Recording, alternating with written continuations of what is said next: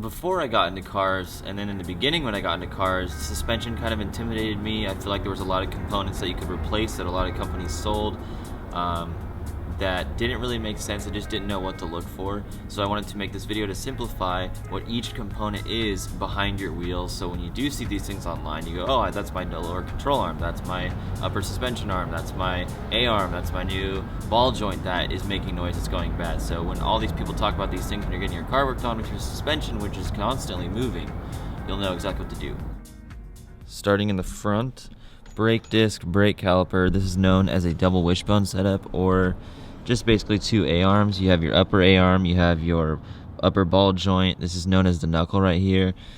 This is the lower A-arm, and you can see our coilover in here, which if it's stock, it normally has a strut and a spring, and that connects to the lower A-arm. And then you have your sway bar right here. You have a sway bar link to hold it to the lower A-arm.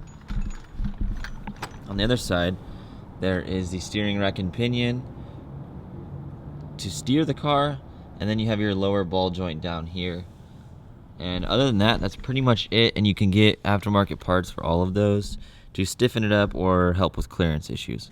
Now to the back, brake disc, brake caliper, upper suspension arm, coilover, which is normally where just a strut would be, no spring. We have new rear toe arms by Voodoo, but before it's a stock plate where you have a spring right here, and that spring goes around this nipple looking bump stop right here. So when you G out the suspension, instead of hitting the frame or the body, it hits this, which is rubber. Then you have a radius rod right here for traction. You can see right there is a sway bar link, lower camber arm below that where my hand is on right now. That's aftermarket on here. Stock is a little more straight.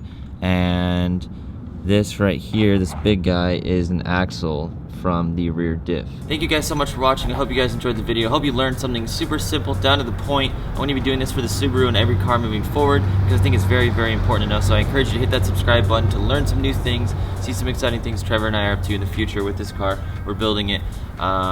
Before I go, my website called karmaspeed.com, the link is on the screen right now. There's some cool stickers there for sale. I'm launching some merchandise soon. Go check it out. I would encourage you guys to check it out. I'd appreciate it. It helps the channel support us, and I'll see you guys in the next video. Later.